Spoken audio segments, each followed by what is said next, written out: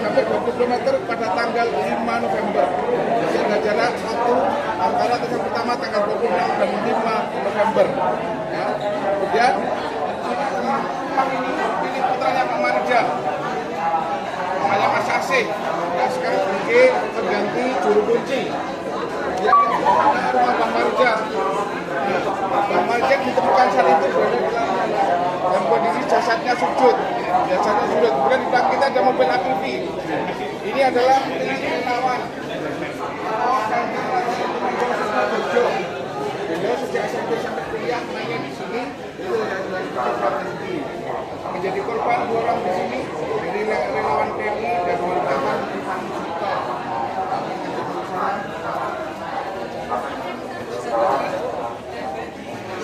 Kondisi pasca letusan pertama, lokasi Mbah Marijan. Jadi ini waktu letusan pertama, kita parkir jeepnya di bawah ini, di sini.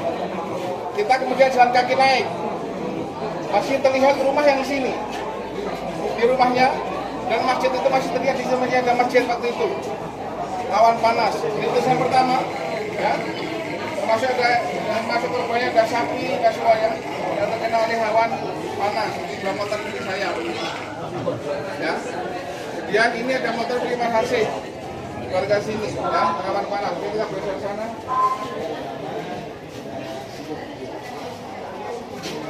Jadi letusan tadi, bukan kita sudah lihat. Oke. Kemudian letusan yang kedua, tingginya ini adalah tertimbunnya material. Dulu masih sekarang itu tanah, lantai rumahnya. Itu lantai rumah. Dan letusan kedua dengan material pendukung ini sudah dikurangi. Jadi waktu itu masih ada tinggi lagi.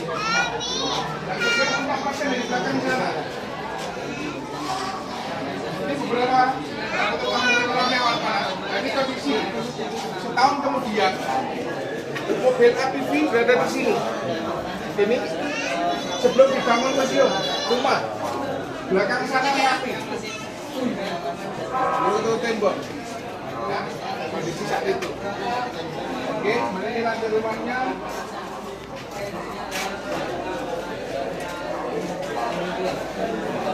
Ini masih jalan anggota rumah tangga, dagang gelap, dagang beli Pak Marijan.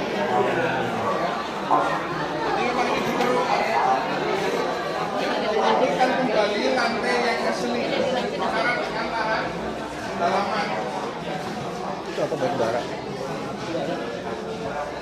Dia tulang yang saya pegang itu ada tulang sakit. Tulang sakit menunjukkan.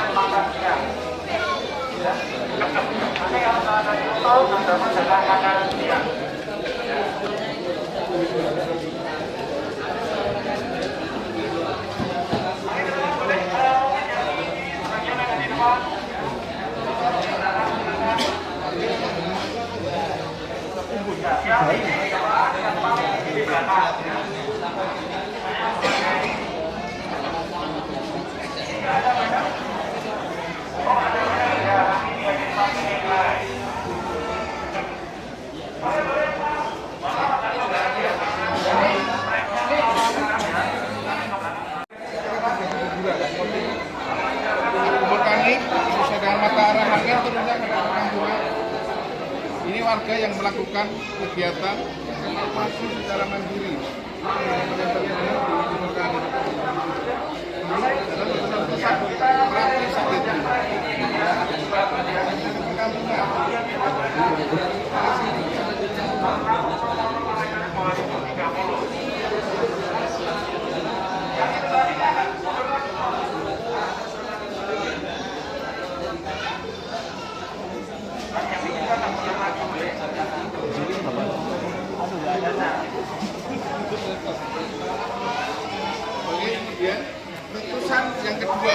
kali 6 November yang lebih dasar sampai radius 20 kilo yang sebagian masih tinggal rumahnya yang pasca 5 November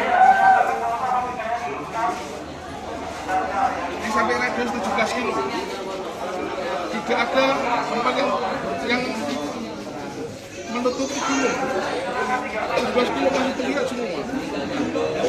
Ini ketika tim-tim dari Marinir melakukan evakuasi baik hewan ternak maupun warga ya yang terjebak. Kemudian rumah Mbah Marijan tadi letusan pertama masih terlihat rumahnya, bangunannya pasca tanggal 5 November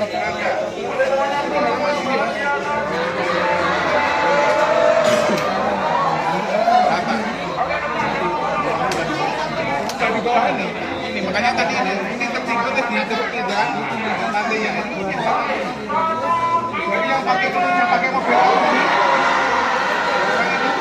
terjebak apa ya karena hewan panas jadi turun bisa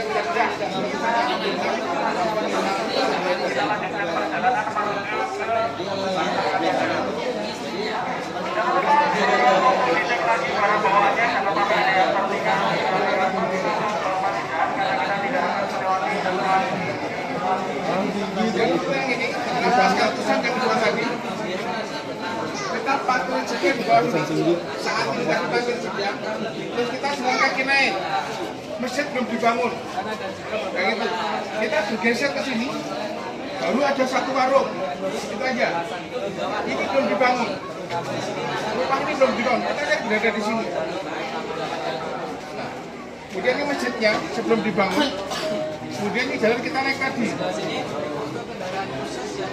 dan ini istri Mbah Marijan belum lama meninggalnya karena sakit jiwa. Kemudian sekarang yang menjadi juru kunci adalah ini putra Pak Marijan. Juru kuncinya sekarang ini istrinya ya. Ini generasi juru kunci. Bapaknya Pak Marijan. Kemudian tahun 82 ditulisannya Mbah Marijan. Kemudian 2011 penyerahan juru kunci ini adalah mulai prosesi dari Keraton Yogyakarta ya.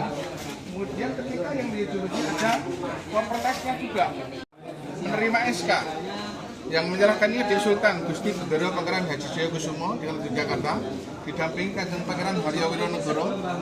Ini Mas Hasyah ketika menerima SK.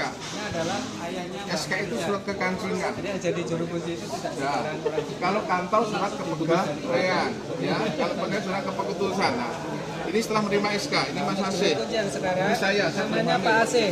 Ini putranya Mbah Marijan yang ketiga yang sekarang gantiin jadi juru kunci.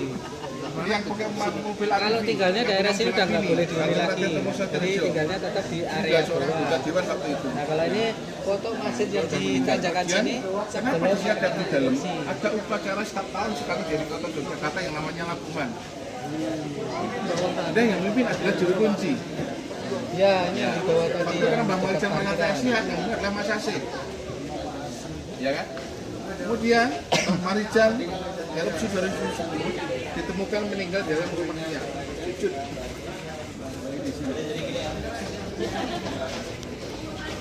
Nah di sini ada foto proses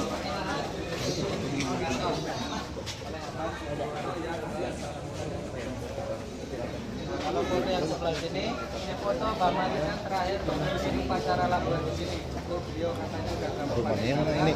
Katanya Ini yang terakhir. menjadikan kuburnya. Ini adalah bukan makam. Ya, ini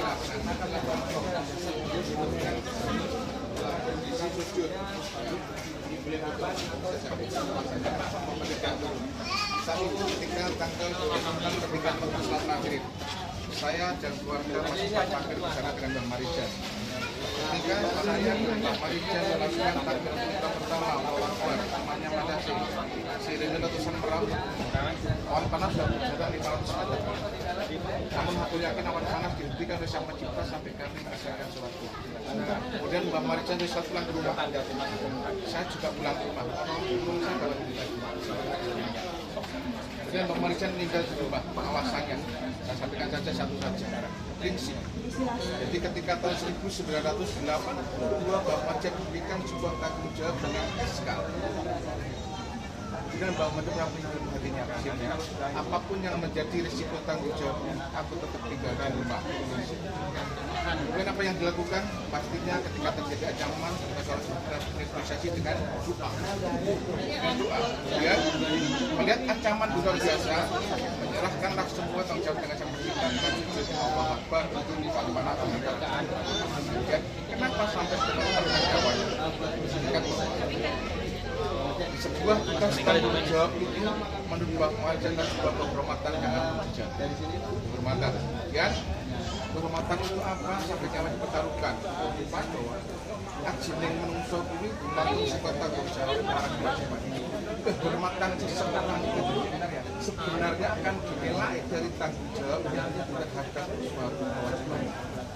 Bagaimana kita Mbah Majid? Jadi ketika kita sedang berikan sebuah tanggung jawab, timbang kewajiban apapun itu, supaya dia terjaga dengan baik, berjalan dengan harmonis, selaras dengan hati, maka jadikanlah kewajiban itu sebagai titipan kehormatan. Dan ini sudah mau foto di dalam Amanah. Hah?